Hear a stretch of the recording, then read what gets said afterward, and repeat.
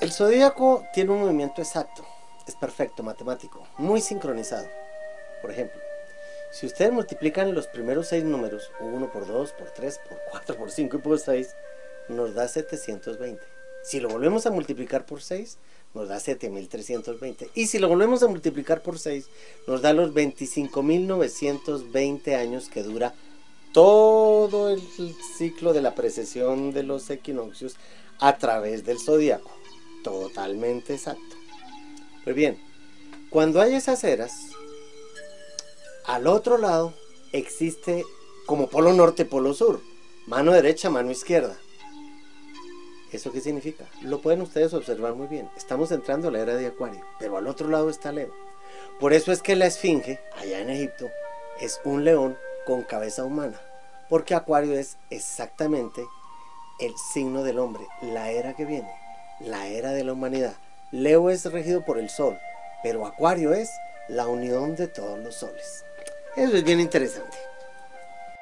Pero bien, una era no comienza así de un momento a otro. Por ejemplo, la era que está comenzando de Acuario se vino a cocinar 500 años atrás, en lo que los incas llamaron el Pachacuti. Claro, era una época de caos, la conquista sobre América.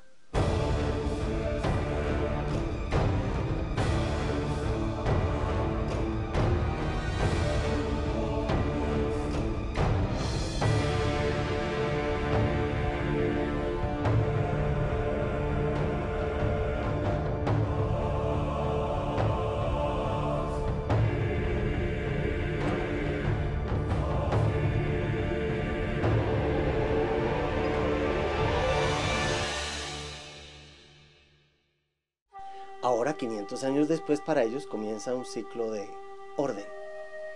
Pero bien, la era de Tauro, que es la que nos interesa, comenzó en el año 4125 antes de la era actual y se dura unos 2160 años. Es en ese lapso de tiempo donde comenzó el ciclo maya el 13 de agosto del año 3113. Bien, en la era de Tauro, cuando el sol en la precesión de los equinoccios pasaba por dicha constelación, obviamente el personaje principal fue el buey Apis en la mitología egipcia. Todos lo adoraron. Pero Mitra, en la época del mitraísmo, también se mataba un toro en honor del sol, para que el toro preñara con su sangre la tierra. Por eso es que es la madre tierra. Y la fiesta a la madre se celebra precisamente en mayo, en la fiesta Tauro. Si estamos así, óyeme bien, el ciclo de Tauro nos marca la civilización egipcia, la civilización china y el inicio de la era de los mayas. Para terminar la era de Tauro, un poco más de 2000 años antes de la era actual, Moisés, al bajar del monte Sinaí, se encuentra a su pueblo que lo ha sacado de Egipto adorando el becerro de oro, precisamente el becerro que ya no había que adorar más. Tumba el becerro y dice que de ahora en adelante se sacrificarán corderos, precisamente el cordero del sacrificio, el de la era de Aries. Pero antes de entrar a la era de Aries, vamos a quedarnos un poco hablando de los mayas y la era de Tauro, porque recuerden que es ahí, el 13 de agosto del año 3113, cuando comienza lo que va a terminar ahora el 21 de diciembre del 2012. Para los egipcios y los mayas, Orión era su principal constelación.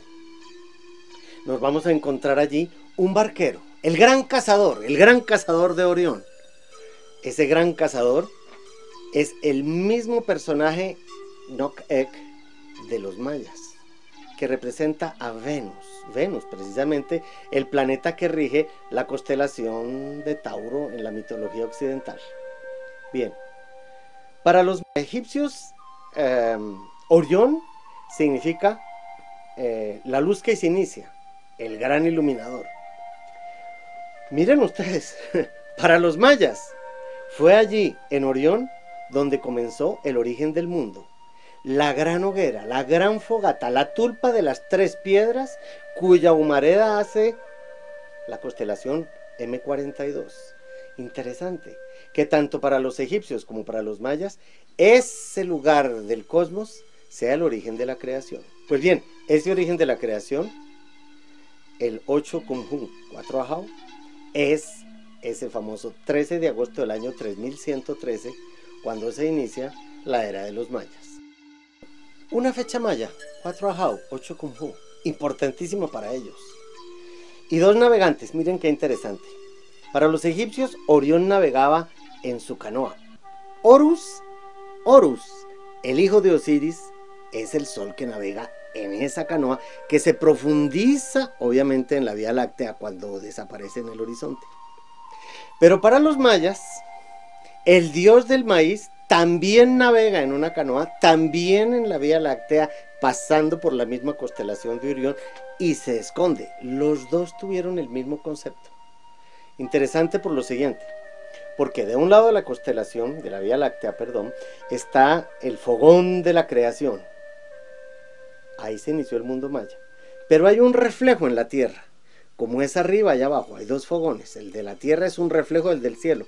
Esto también está en la mitología grecorromana. Porque cuando se parte el huevo en dos, que contiene la creación, una cáscara forma el cielo y la otra cáscara forma la tierra. De la unión de los dos van a ser toda la humanidad. Es decir, nosotros estamos hablando de los mismos dioses creadores entre los egipcios y aún entre los mayas, con las mismas fechas y en los mismos lugares del cosmos, con esa nebulosa M42, que es la hoguera por donde va saliendo el humo de la creación. Ahí va a aparecer el dios del maíz, que va a regar esas semillas, que son las Pléyades. Y entonces nos encontramos así, con un nuevo personaje dentro de la mitología, el más importante de todos dentro de la mitología maya, las Pléyades, con un ciclo perfecto, que está completamente relacionado con el curso de Plutón, alrededor del Sol. 5125 años, o sea el año maya, si lo dividimos por 13 catunes, que es su fecha, nos encontramos con un ciclo perfecto. Son 20 vueltas de Plutón. Mientras Plutón da 20 vueltas alrededor del Sol, transcurre un año maya de 5125 años. Pues bien, si dividimos el año de Plutón, más o menos cada 52 años él hace consigo mismo lo que se llama un trígono, una separación de 120 grados. ¿Por qué es importante eso? Porque 52 es el ciclo de las Pléyades, cada 52 años. Pues bien, Plutón, el señor del inframundo, que entierra la semilla para una renovación de la energía, es equivalente idénticamente a Yun-Simil o Agpush, el dios del inframundo entre los mayas. Qué interesante las dos opciones. ¿Por qué?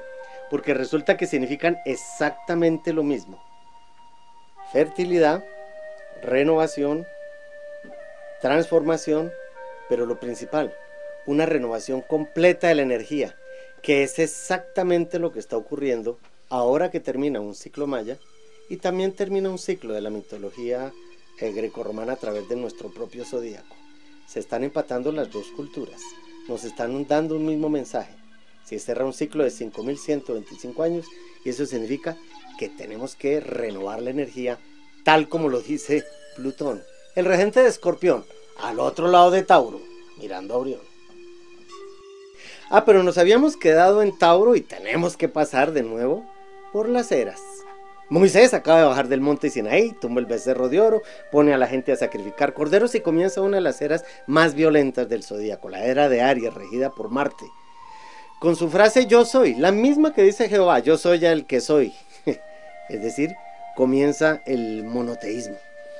Pero ese monoteísmo también va a sufrir un freno en su evolución. ¿Por qué? Porque 2000 años después aparece un personaje que dice, ya no más toros, ya no más corderos, ahora son ustedes las víctimas, los mártires y los sacrificados. Y comienza la era de Cristo. Sí, señor, la era de Piscis, los pescados. Y sin saberlo, los evangélicos ponen su pescadito con el nombre de Jesús atrás en el carro o donde sea, y no saben que lo que están es dándole a entender a la gente que efectivamente Cristo inauguró la era de Piscis. Pero si él traía el mensaje, o antes era el mensaje de cómo es arriba es abajo, ahora el mensaje es cómo es afuera es adentro. Es decir, es un cambio interno, un cambio de emociones, un cambio de conciencia. Sí, los pescados fueron el primer símbolo oculto de los cristianos. El milagro de los panes y los peces, por eso al otro lado de Piscis está Virgo. La Virgen Ceres con su espiga de cebada o de trigo en la mano, el milagro de los panes y de los peces. La era de Piscis nos invitaba a profundizarnos en nosotros mismos, la piscina donde navegamos y tenemos nuestro ser. Era una era netamente de mística. Pero todas las eras tienen que acabarse. Y estamos en ello. Se está terminando una era maya, pero también estamos saliendo de la era de Piscis y entrando a la era de Acuario. Una era de aire, una era de sabiduría, de inteligencia y de mirar a los cielos, porque al fin y al cabo Acuario lo rige Urano, el dios del cielo. Bien, ya sabemos cómo funcionan las eras. Hemos hablado de la precesión de los equinoccios, que cada 72 años el Sol se mueve 1 grado y eso nos da un total de 2160 años para recorrer un signo. Pero resulta que los signos se dividen en lo que llamamos los decanatos, 3 factores de 10 grados cada uno. Cada uno de esos decanatos lo rige un signo. En la era de Acuario, Acuario rige el primer decanato, Géminis rige el segundo y Libra rige el tercero. Pero si ustedes caen en la cuenta, la precesión de los equinoccios es al contrario. O sea que el Sol va a entrar por el signo Libra o por el decanato de Libra y por lo tanto Venus es fundamental. Sí, el mismo Venus de Tauro, el mismo Venus Quetzalcóatl de los mayas o el creador del Sol último que estamos viviendo. El Sol se va a quedar 720 años en cada uno de esos decanatos, dando a entender que el primero de ellos, al ser regido por Libra, es la unión de la balanza, Oriente y Occidente, o el Yin y el Yang, o los polos opuestos. Interesante porque al ser una era de aire nos está invitando a poner la atención en el horizonte, más allá, en el cosmos, arriba, la era de la tecnología. Urano rige eso, pero no hay un cambio de era si no hay un cambio de pensamiento, y un cambio de pensamiento tiene que ver con las guerras religiosas. Miren ustedes, del paso de Géminis a Tauro, o de Tauro a Aries, nomás la de Tauro a Aries fue la guerra entre judíos y egipcios porque salían de su esclavitud. Después el paso de Tauro a Aries y de Aries a Piscis. De Aries a Piscis, ¿cuál fue? Pues la de los romanos, los judíos y los romanos, pero también los cristianos y los romanos. Y ahora, en el paso de Piscis a Acuario, ¿no estaremos de pronto también a las puertas de una guerra religiosa?